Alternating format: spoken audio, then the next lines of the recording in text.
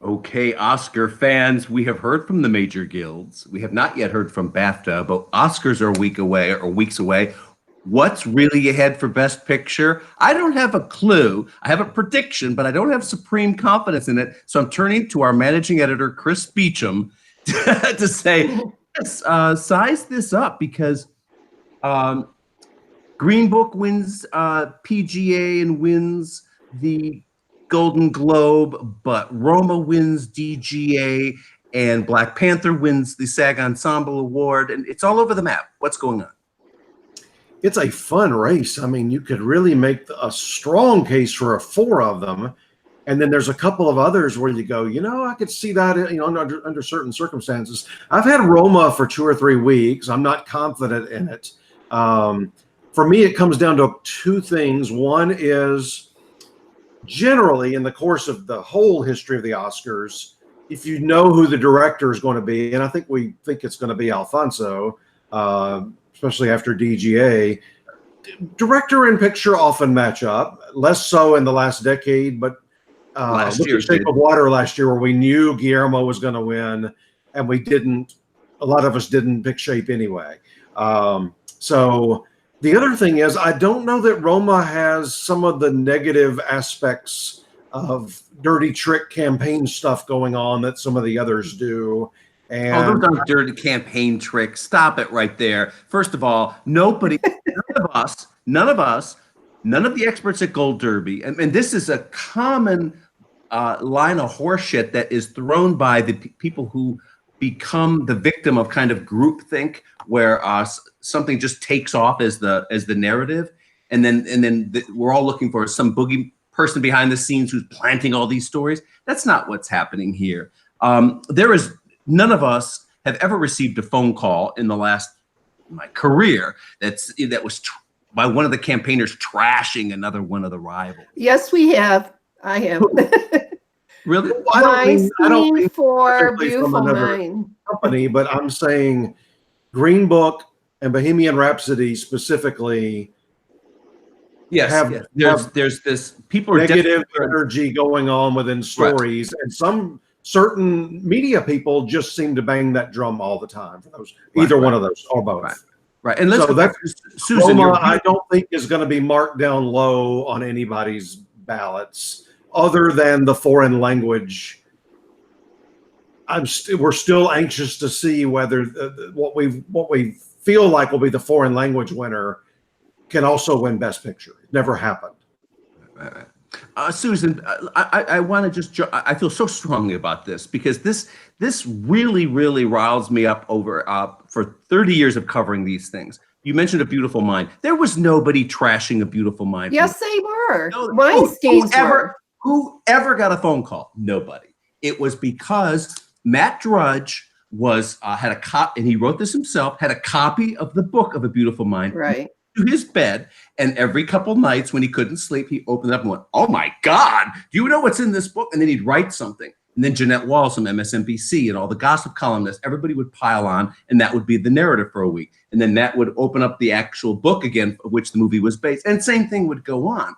And so it's just lazy journalism on everyone's part, everyone following the same horse. And there's nobody in that year. And by the way, your buddy, Andy Seiler from USA Today and I, it made a scientific search of the industry to find anybody who ever got a call trashing A Beautiful Mind. Nobody. He did. He got yelled at by Nikki Finke and all these things that year. Oh, but then there was no studio. I talk to Andy all the time. He used to be one of our experts. I know. I hate it when this happens. I just published can't stand a story saying even if it's a movie I hate myself, I don't like this. And we've already talked about this weeks ago, but when I sat down for the Bohemian Rhapsody screening, which was early October before the public saw it, there were 4 journalists in front of me, and I think they were all from the same company, which I won't mention. They were trashing it before they started watching it because of who the director was and saying how they were going to rip it apart. So even if other companies aren't doing this, certain media people get things in their minds and they will not let go.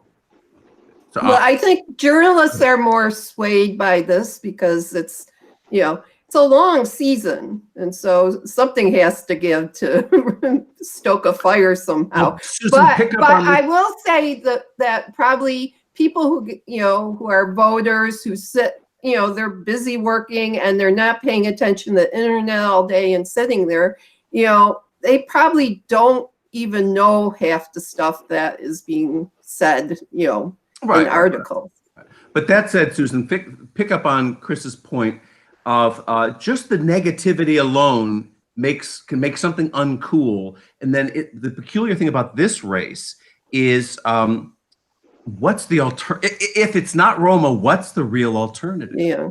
That's the problem, isn't it? Well, I think a lot of wishful thinking gets him, because I think people think it's ridiculous Spike Lee hasn't, gotten his just desserts. I mean, I would rather it was Do the Right Thing than Black Klansman, and I like Black Klansman, but it's not what made him Spike Lee. It's adapted. It's well, The not Departed original is not story. Scorsese's best movie either. Daniel, No, I know. if not Roma, what could be the alternate scenario? I think whenever I'm looking at this, I'm looking at whatever has the fewest negatives, which is to say, which has missed in the fewest places, which has the least divisiveness. Right now, I think there are a couple. I think Black Klansman is still that could be your spotlight this year, where it wins screenplay and picture out of nowhere, because it's been nominated everywhere.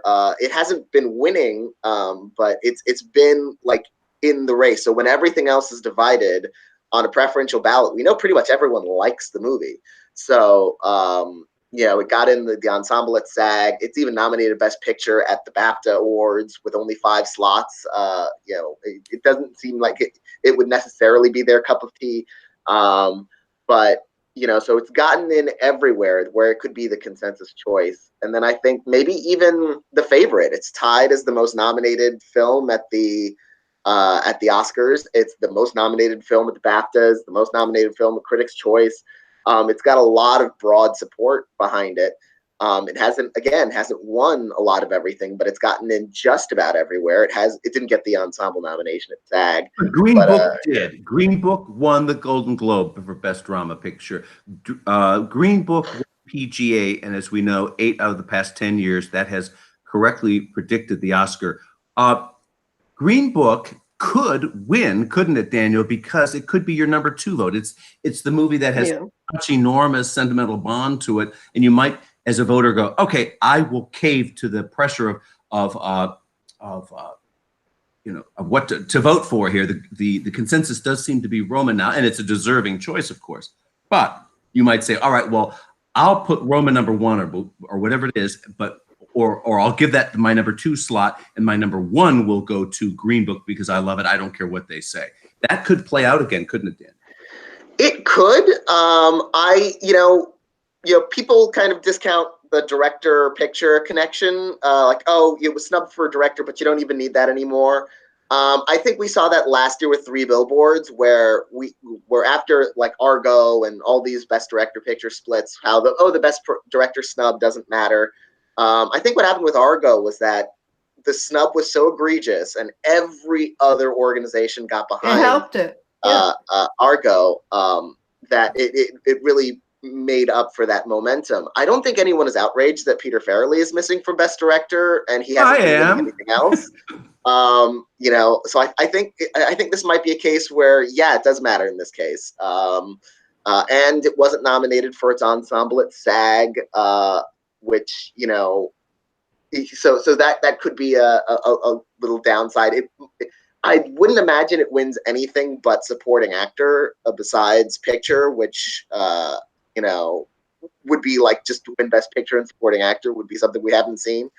So it would be, I think it's possible that PGA win is always going to put it in okay, we have to consider this a They use the same preferential ballot system too, the ranking. Mm-hmm. Yeah. But Peter Farrelly isn't nominated, but the thing he did, Adam McKay basically did The Big Short with another subject. Okay, so we've seen him, so it's not quite as impressive. But Peter Farrelly's only been nominated for a Razzie.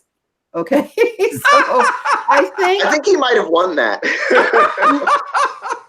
I think that it's that came out so early enough now, and I saw it so early that you forget. People love this movie. When I look at my Facebook page, and it's not people that are doing what we do, they really like it, and they don't even know about. That's the point. They don't even know how many of the Oscar voters actually know or care.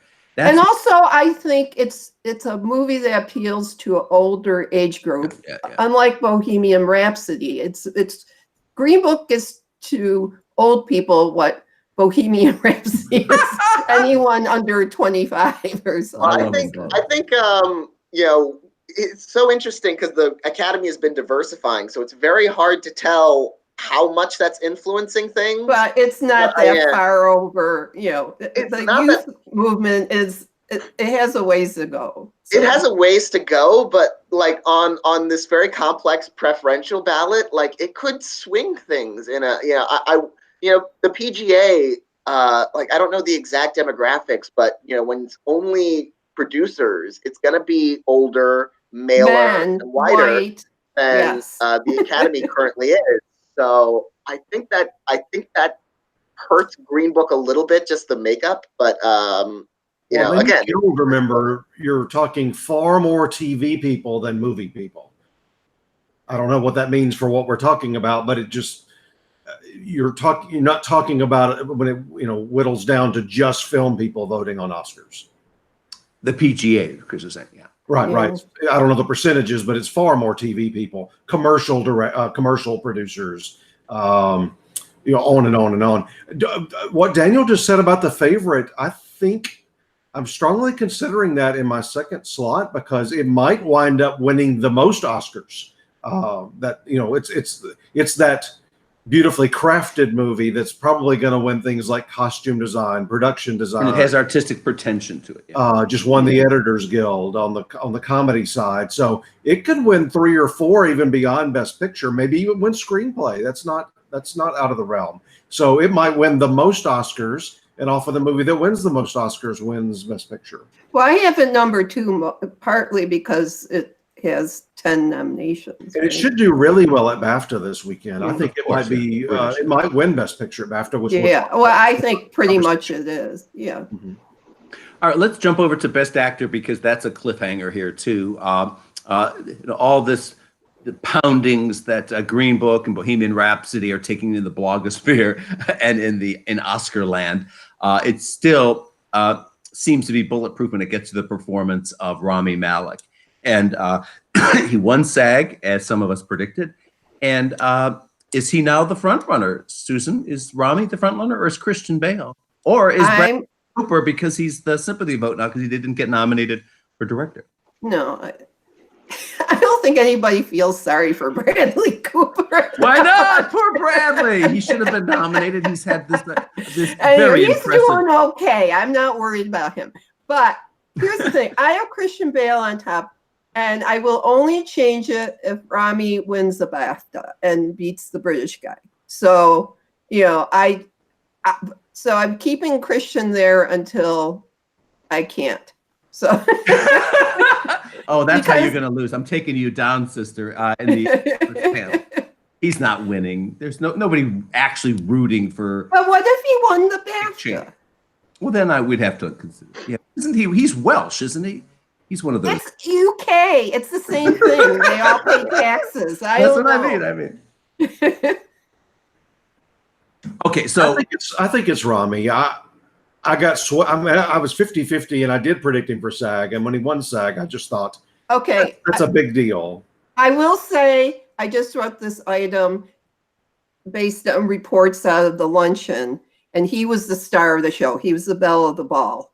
Everybody wanted it because it's his first time. He's new and I know. fresh, like a little fresh baked cookie. I sat next to him at the Critics' Choice Awards. I was at the Showtime table with Patricia Arquette and Ben Stiller, who directed and I think produced that Escape to Ganamore or whatever it is at Showtime. Yeah.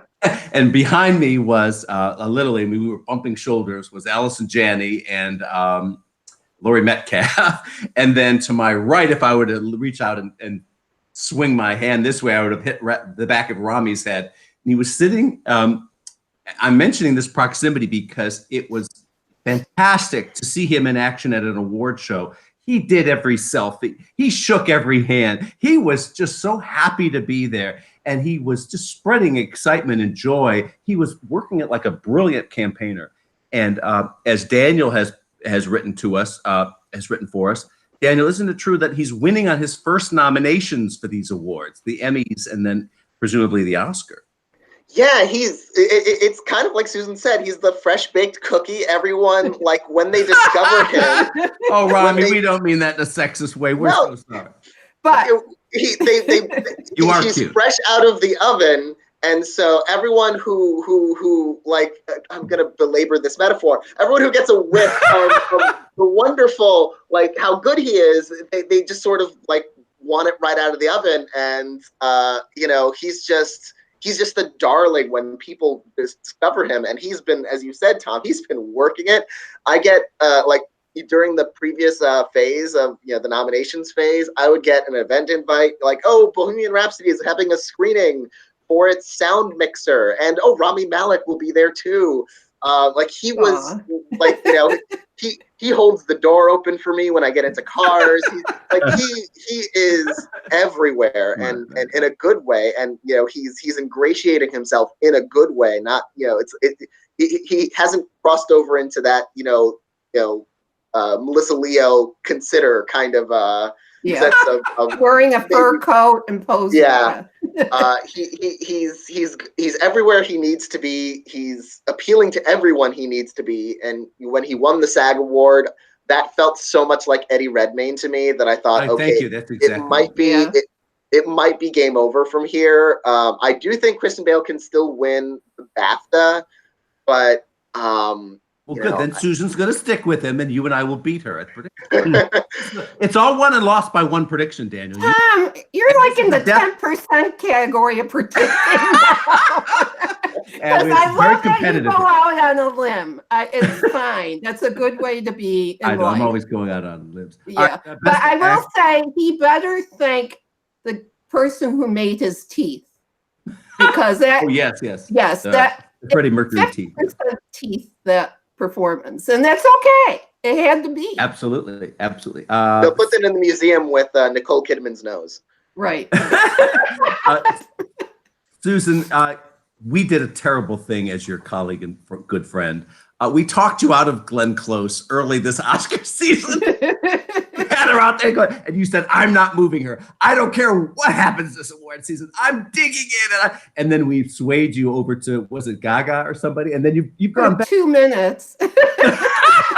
So I am here to apologize for setting you wrong there, because Glenn's. I don't think I really listened to you about it, so it's okay. Whack. Okay.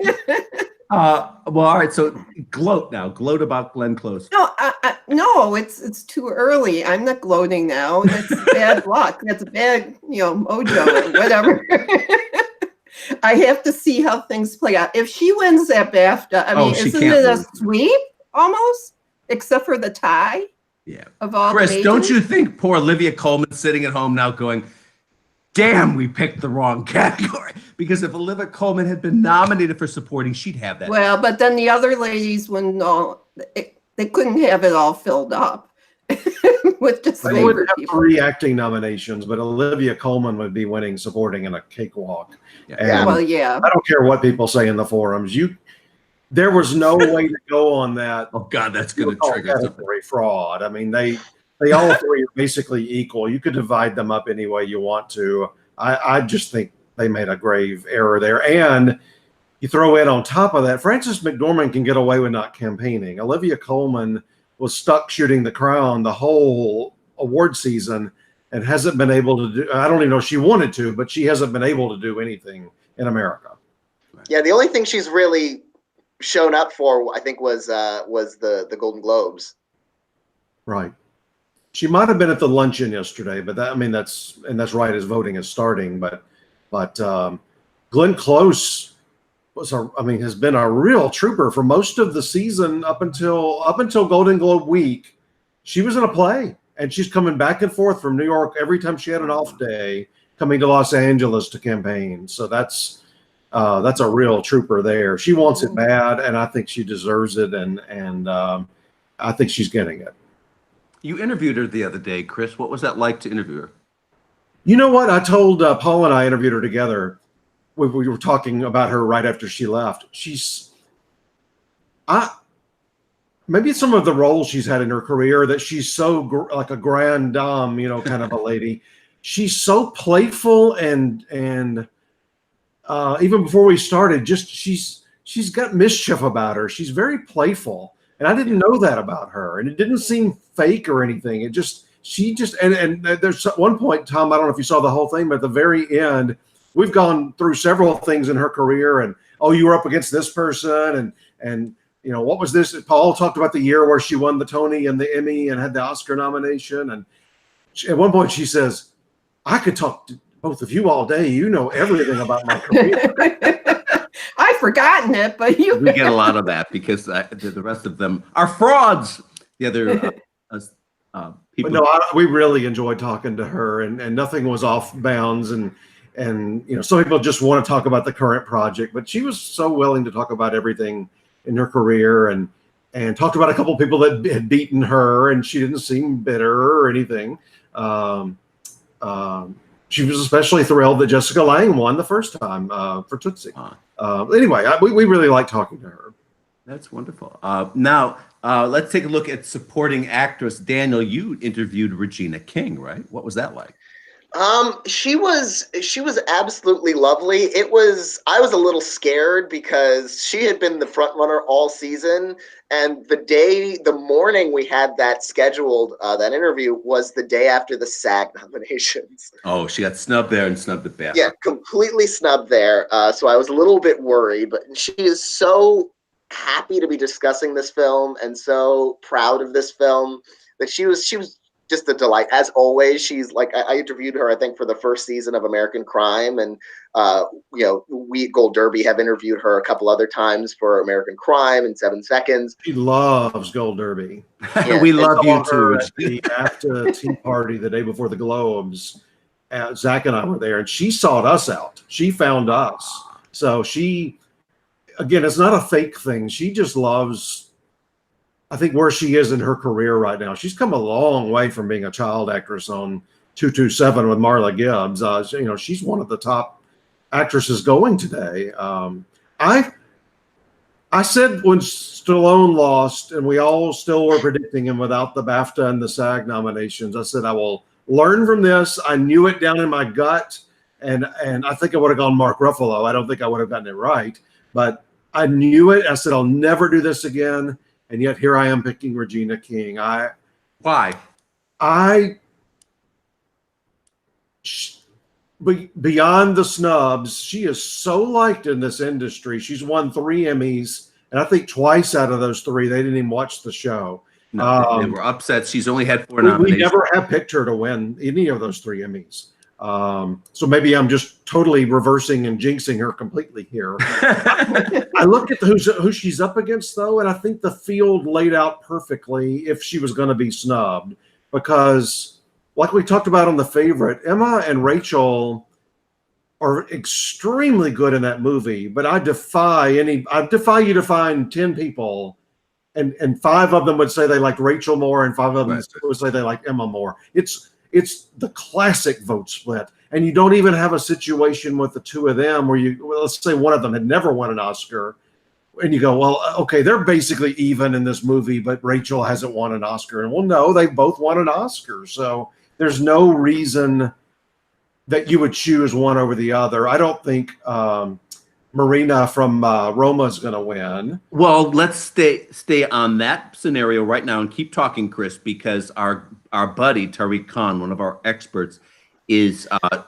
calling that a long shot. I think in a way because he wants the fun of scooting out on that limb. I don't know if he's going to be there the day before the Oscars when we lock in our predictions, but you could see that happening, Chris. I mean, let's run with that scenario. Best Picture frequently wins an acting award. It's often in supporting. Think of Mahershala Ali and Moonlight, for example. This is a crowded race with a lot of potential winners, strong candidates. And they're talking about classic vote splitting, Chris. You're often the one to point that out. This is a foreign language role. She is a professional actress, unlike Yalitza in the lead category. So if there's just all this Roma love, how is it that Marina doesn't automatically win? Well, one thing I would say there is if I was going to go with a non-SAG, non-BAFTA nominee, I like Regina better. At least she won the Golden Globe and the Critics' Choice. Marina wasn't up for any of those. Okay. I mean, she didn't get in at anything. I don't think she won a single individual critic award. If I was going to have to go on a limb and choose a non-SAG nominee, I would certainly make it Regina. The worst thing for Amy Adams that happened, Glenn Close took her narrative away. Right. Amy's just as overdue. I guess one nomination left. Yeah. But She needs to win I for don't her ever hear lead. anybody hardly talking about it. So I think Amy's going to have to wait another year. And I think the fact that she has a good first portion of that movie, but then kind of disappears for the majority doesn't help either. Well, I think she needs to have a solid lead like Glenn Close, and supporting might not be enough She's for going to her. win an Oscar. I don't know. She will, but if she lives long enough. If Amy this is Adams the role. can win BAFTA this weekend, I will really strongly consider, but I don't know that she's going to. No. Yeah, I'm the opposite of Chris in the sense that when we were all picking Sylvester Stallone and we were wrong, we said never going to do it again, and I'm not doing it again. As much as I love Regina and I want her to win, I feel like if she had missed SAG and got BAFTA, if she had missed BAFTA and got SAG, I think she'd still probably be out front. But the two industry groups that have weighed in, and of course the Oscars is an industry peer group, they just have not cared that much about if Beale Street could talk at all. Got a couple of nominations at BAFTA, which is almost worse because they saw the film and they liked the writing and the score, but they didn't like Regina enough in it. Even though the field is so divided, I'm going to go with whoever wins BAFTA. The same way with Rylance, because that'll be the only tea leaf we have that's an industry group that can help us. And so right now, I think Rachel Weisz is winning BAFTA. I do think Amy Adams could win BAFTA, because especially if the Weisz, if Christian Bale is losing all this ground to Rami Malek, and these voters like Weisz, and we've seen Weisz get a lot of love from these industry groups, they could say, okay, well, we're voting for Rami in lead. Let's give it to Amy in supporting for Weisz to give Weisz some love, especially because that category is so all over the place. And I do think there are still people who know that Amy Adams hasn't won yet, so she's due. And so I right now I think it's between Rachel Weisz and Amy Adams. Tom, is there any validity, validation at all to the idea that we had heard that Beale Street was the next to last DVD which went out to SAG screener committee, the nominating committee, that hurt her more on getting the nomination than her performance? No. I'm a SAG member myself, and I go to those screenings and see the Q&As. Nomination committee, though, that's like 2,000 people. I know. See it. That BAFTA has the same thing, by the way. So if we're trying to extrapolate to what does the industry really think, yes, BAFTA is a good clue at the Academy because they share about 10% of the same voters. But then you go down another relative 10% for the nominating committees, and so there you can say, all right, well, it's such a small voting body, and something may have gone wrong in the screening process or the distribution of DVDs or something like you're saying, and that may have called for it. But look, Beale Street is a wonderful film. It's just really great, but it's not this. It's not a front runner for Best Picture. It was probably in that 9th slot for Best Picture with nominees at the Oscars. But look, voters didn't care about The Beginners either. They gave a supporting Oscar to Christopher Plummer. They don't care about The Wife either. They're about to give one to Glenn Close. Sometimes those had narratives that Regina King doesn't quite like. She's had an amazing career, but she does not considered like gravely overdue for an Oscar the way some of those other actors are. And I would say about, you know, the screeners, like Vice came out even later. That broke even later. And they're both Annapurna, but Vice has managed to get these nominations and Beale Street hasn't. So does that mean she has to get as old as Christopher Plummer and then start getting Oscar nominations at 89 or something? No. Regina King just has to play Dick Cheney next year. Oh, okay.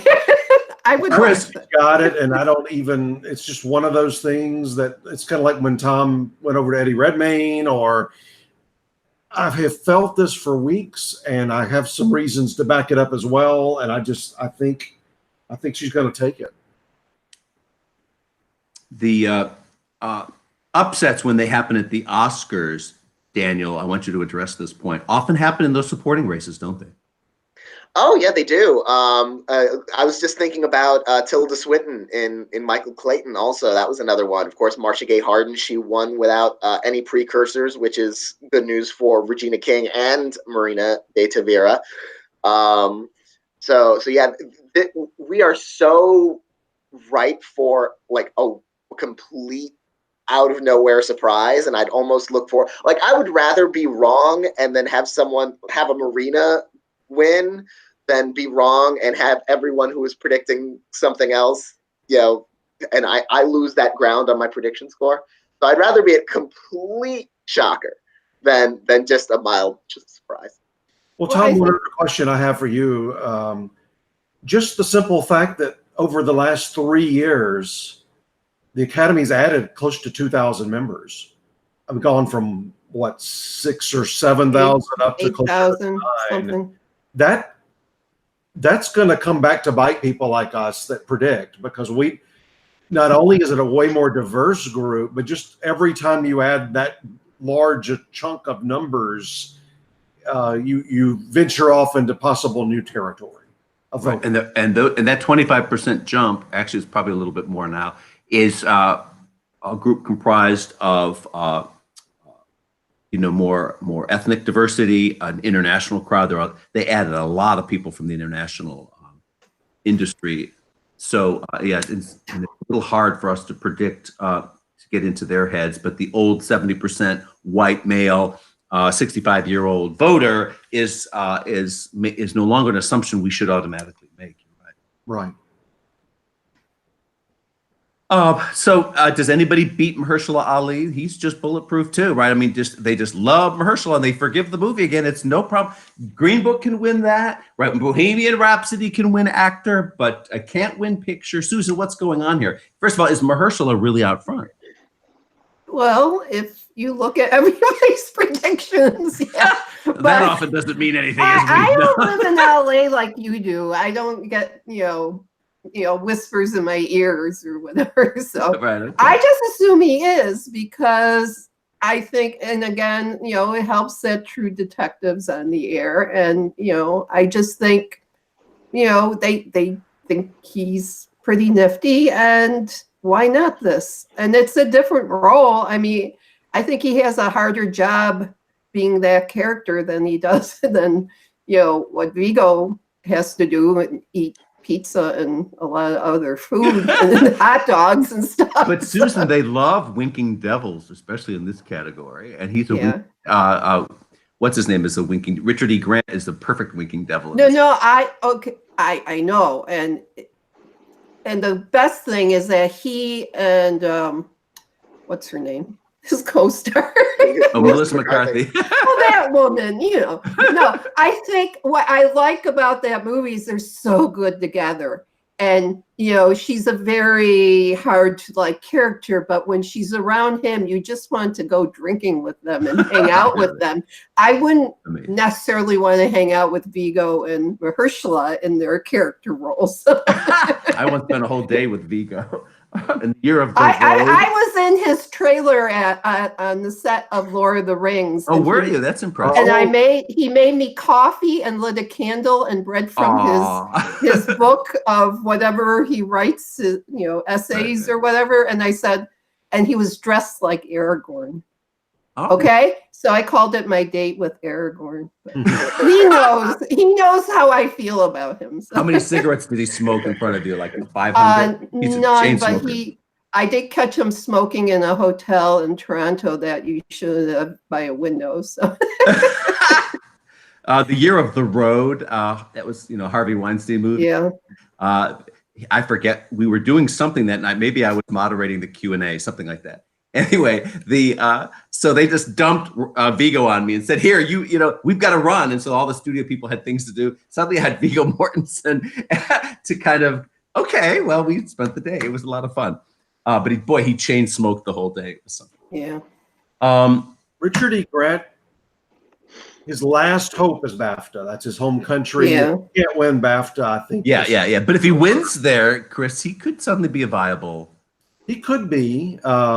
He's also been on the circuit and very charming the whole season. We talked to him, I think it was Daniel and me, right?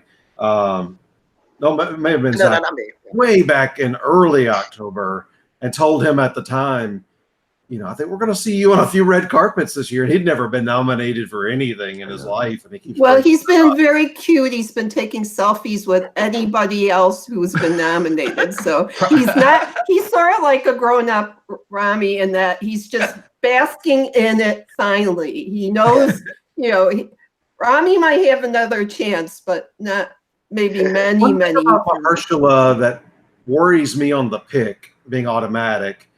I'll go back to the year of Jennifer Lawrence and Lupita. That year, people were pretty much evenly split on their predictions, talking about like even in October, November. And it was just 2 years after Jennifer Lawrence had won Best Actress. And I said repeatedly, I don't care if Jennifer Lawrence wins every single televised award. She's not going to be given another Oscar 2 years later. And ultimately they split on all the televised awards, and a lot of people went with Jennifer Lawrence on their pick. Did like a fool. Yeah. And it was kind of like the Regina thing. I just believed so deeply that Lupita was going to win the whole season that I just stuck with her. And this is why I'm worried about Mahershala. He had a huge IOU at the Globes. He had never won a Globe, even though he'd won the Oscar for Moonlight. He's got a huge IOU at BAFTA. He's not won a BAFTA before. SAG, he had one before, but SAG was willing to give Alec Baldwin 7 in a row. So I don't know that they care about giving somebody more than one, 2 years later. Are Oscar voters going to want to give him a second at this young point in his career just 2 years later? I think they are. I've got him predicted, but I wonder. He's the new Tom Hanks. That's what he is. I think the thing with Jennifer Lawrence is not just that she had won so recently, but that she was like 25 or something. She would have had 2 Oscars before she was 26, 27 years old, and and also Lupita was in a Best Picture nominee. And ultimately the Best Picture winner. In this case, I think it's reversed where, Mahershala is in a Best Picture contender, a top contender potentially with its PGA win. It's probably not going to win Best Actor, so that's going to be a place to go in the acting branch. It's more reminiscent, I think, of Christoph Waltz, who had to wait 3 years, not 2, but still they gave him 2 for 2. Very, very short order. It's just because everything lined up well. So I have to remind them he was up against 4 other Oscar winners. So somebody was getting another Oscar in that category. Oh, really? That's interesting. Yeah, all 5 of them. So the biggest thing Mahershala's got going for him is there's all these other races we talk about. The other, it's AB, it's Glenn Close, or let's say Olivia Colman, or it's Christian Bale, Rami Malek. You really don't have the B person who has stood up, unless it turns out to be Richard E. Grant this weekend, because Adam Driver's got a very well-liked movie and a good film career going, TV career going. I don't think Sam Rockwell can win back-to-back. But Sam Elliott, of all the people in this 5, of course, he hasn't won anything this season, but he's the most typical supporting actor type winner over the course of history. That older veteran, somebody's been working in the business 40, 50, 60 years. That's Sam Elliott. Also, And that's your James Coburn style upset if it James happens. Coburn, Christopher Plummer, just on Jack and on. Palance, whatever. Yeah. Broadbent. Alan, right? Arkin, right? Right. So that's if you didn't know anything about any prior victories this whole season, and you looked at the list, you'd go, "Oh, well, Sam Elliott seems like the obvious choice based on history." Well, that's what I thought at the beginning of the season, and then things shuffle. Yeah. I really another thought charming guy who we've talked to a couple of times this season. Yeah. I think it's Mahershala for all the reasons all of you have laid out. Plus, there's no. If you don't want to go with him strictly because of the win 2 years ago, there's no one alternative that you go to. Although it would be great if it was Richard E. Grant, because who knows when he'll get another great role again. So he doesn't seem to pop up in these kind of films all that often. They don't know what to do with Oscar nominees. Some of them don't. They start asking for too much money and don't get any other good roles. Well, you never know. It could be one of those things where, I mean, Richard E. Grant has been such like a reliable character actor for his entire career, and now that people have finally noticed him for a role, it could be the kind of thing where maybe this is the moment. Like Mahershala Ali was sort of the same way when he won for Moonlight. After he won for that, everyone suddenly recognizes him, and they're like, "Oh, he starts getting these more and more great roles." Yeah, he needs Richard E. Grant. Not only to get that victory, but then if somebody is an anti-two-time for Mahershala person, they've got a natural alternative to go to all of a sudden. Yeah, but I could see Richard E. Grant getting the kind of career where he starts getting the roles that now that people know his name a little bit more. You know, he could be back to the Oscars now that he's been there once. He does have the Addison DeWitt kind of all about Eve, George Sanders role, and of course Sanders won. All right, Daniel, I'm going to pass off to you for a screenplay here. I want you to address both of them, and I have two questions for you on the adapted. It looks like we all have Black Klansman up front, I presume, because Spike Lee's never won, and if he doesn't win in director, this is where you put him. His name does appear on the ballot. Remember, most of those below the line, if writing is considered that, names do not appear next to the movie titles on the ballot, but Spike's does, so they see that it gets personal there. But over in original, we all have the favorite out front to win, except Chris Beachum. My question to you is, Chris insane, and do we need to get him emergency psychiatric care? What does he have? Well, it depends on what he's predicting. He's got Green Book. Yeah, I mean, he might need some psychiatric care. I mean, Green Book did win the Golden Globe, but I honestly, like, they love that movie. I don't think that necessarily means anything. I think if the controversy about the film, about, it's how it handles, the sort of racism angle and how it handles the Don Shirley, his life, that's all going to land on the writers. Because that's really what all the controversy is about. It could, but I don't know. It needs to win Writers Guild. It needs to win Writers Guild. I think The Favorite just has everything going. It's a much showier script. The Favorite. It's like 2 hours worth of one-liners, like really kind of snappy, edgy, naughty dialogue. one-liners. Naughty one-liners. One thing to beware of on The Favorite. When we've seen it's a two writers are nominated. When we've seen this before, and the writers are contractually the credited screenwriters, but they don't really know each other nor even get along. I don't know that they don't get along, but I'm going to go back to Up in the Air, where it was the front runner the whole season, and you had two writers that really didn't get along. And it fell apart toward the end in terms of winning. But isn't it the only woman up for writing? Favorite. Deborah Davis wrote it many, many, many years ago, and then Yorgos brings in this other guy here in the last couple of years to rewrite it. And that's the only worry I have about it, is we've seen this play out that way before. I think the likelier upset to The Favorite is if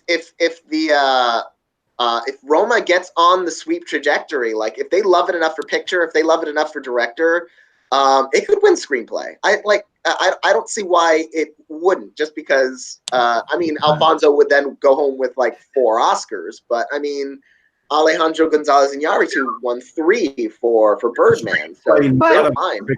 But here's the thing: he's been saying that, or I've heard with the producer when she talked at Middleburg Film Festival, she said that they didn't get scripts to Alicia and all that. They would tell them the scene as it went along, but it wasn't necessarily written down. So I don't know if that matters, but it was like he was parceling out what they should do. So a lot of it is just the actors doing things, not ad-libbing necessarily, but using their own experiences to, you know, bring forth things. So I don't know if that's cheating. I'd probably not.